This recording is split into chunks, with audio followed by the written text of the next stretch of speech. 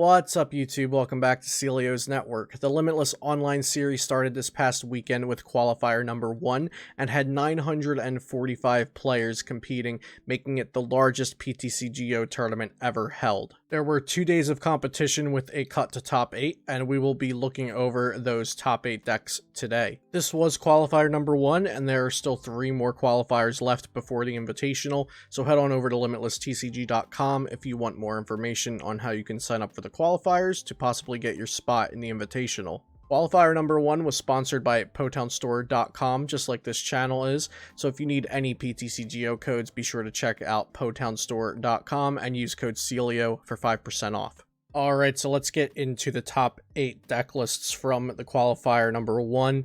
We had 2 Zacian ADP, 2 My Cargo Mill, 2 Chinchino Mill, an Ability Zard, and a Spiritomb ADP in the top 8.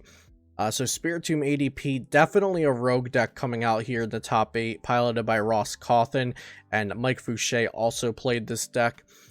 So Ross is a very good player and a very good deck builder, so not surprised to see him come up with something a little bit rogue and actually do insanely well with it, placing in the top 4 with this deck that was not even thought of to be a consideration of a competitive deck leading up to this tournament.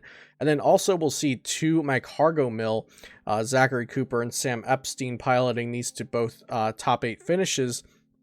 Now, My Cargo Mill was a deck that we saw have a little bit of recognition previous to OCIC, and it had a couple placements, I believe, at OCIC, but it wasn't really respected a lot by North American players, maybe even not by European players from what I saw.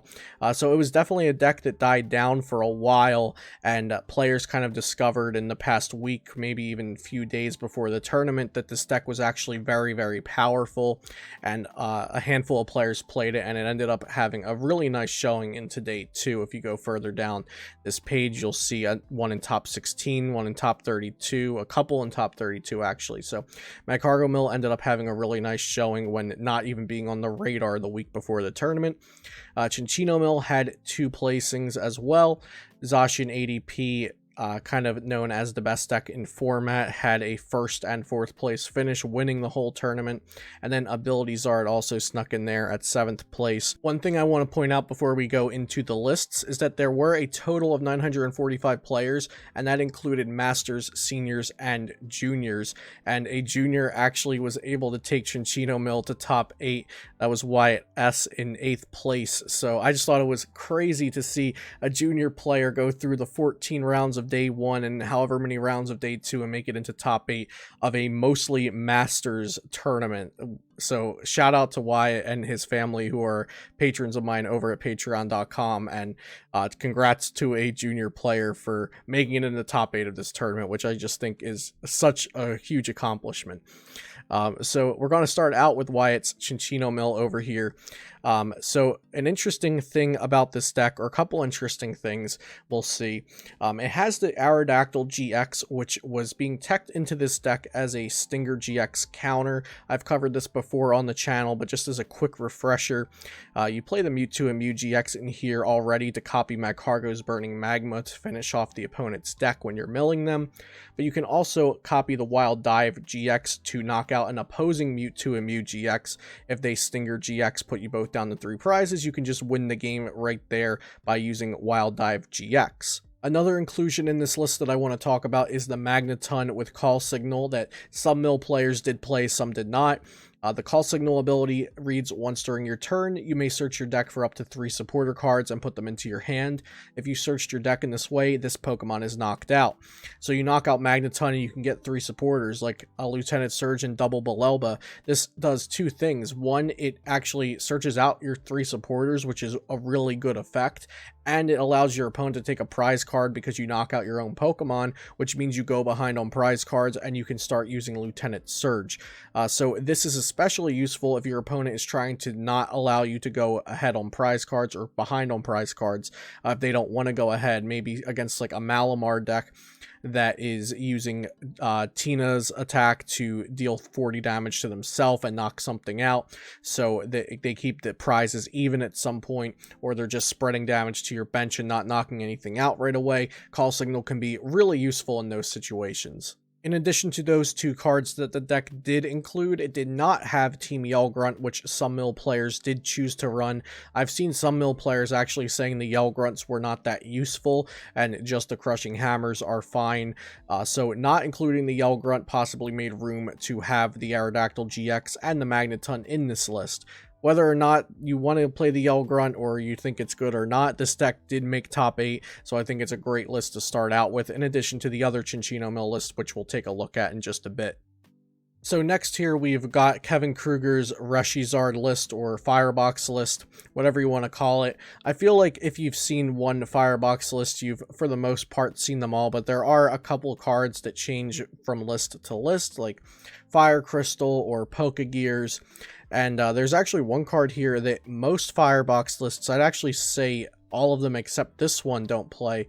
The Resetting Hole Marsh Shadow, I suppose, to get rid of a Chaotic Swell, or a Shrine of Punishment, maybe if you can't find your own stadium.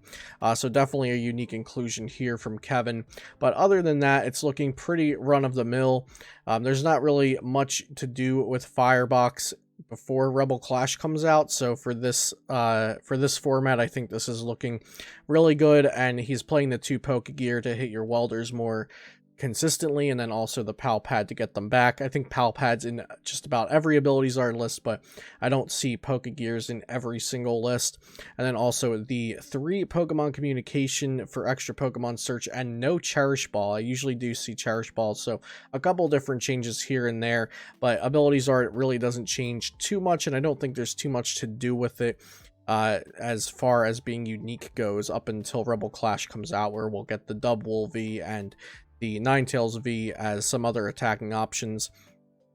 So just a solid all-around Abilities Art list, and 7th place with Abilities Art. Not sure if anyone really saw that coming. I think Abilities Art kind of lost popularity and lost recognition and prestige in the past month or two.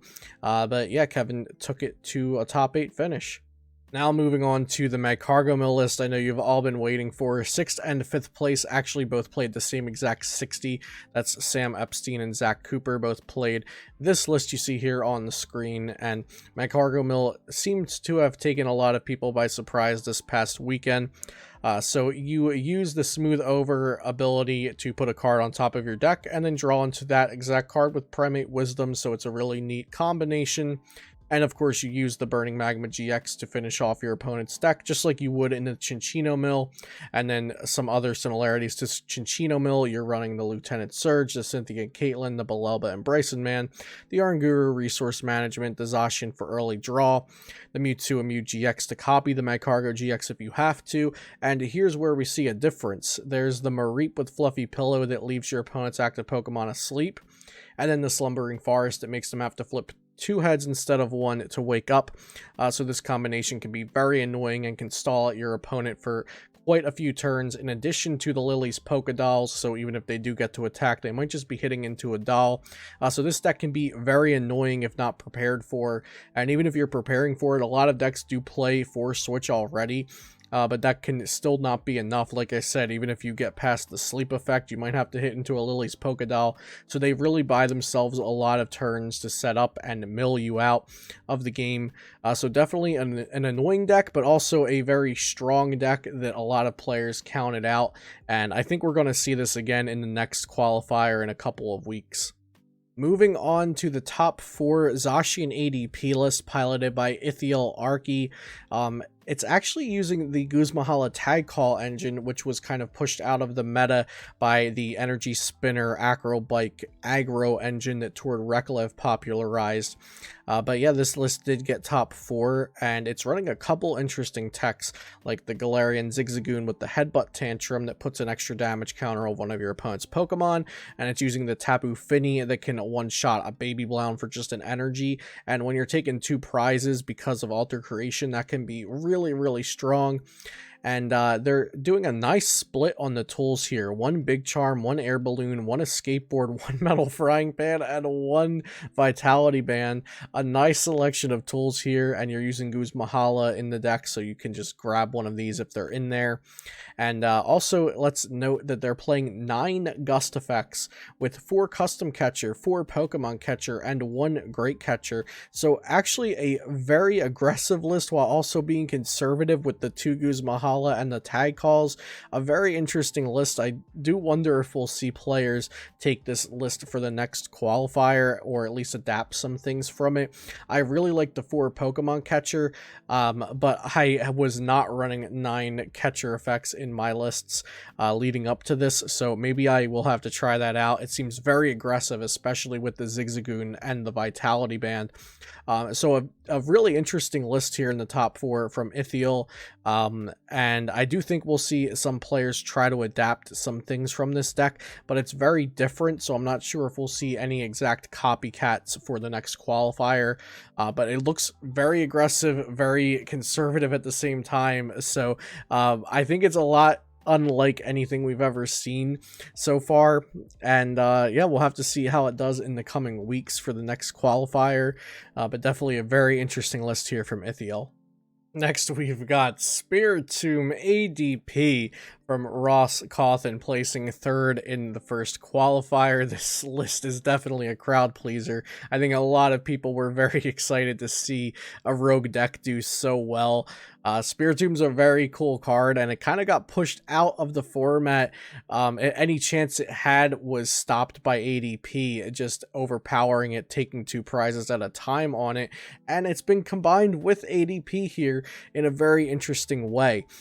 So one of the main parts of this list is the 4 Shrine of Punishment to actually put damage on your own Pokemon, and then move it with Jinx onto your Spiritomb, and then of course playing the 4 Rainbow Energy to also damage your own Spiritomb for that Anguish Cry attack, which for a Dark Energy does 10 damage plus 30 more for each damage counter on Spiritomb.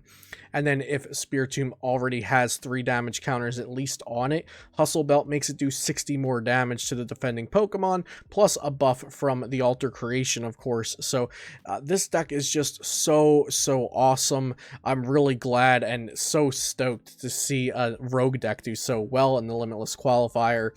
Definitely a very cool deck that I plan on playing on stream to test out for the next qualifier. I'll probably get some content up on the channel playing it myself.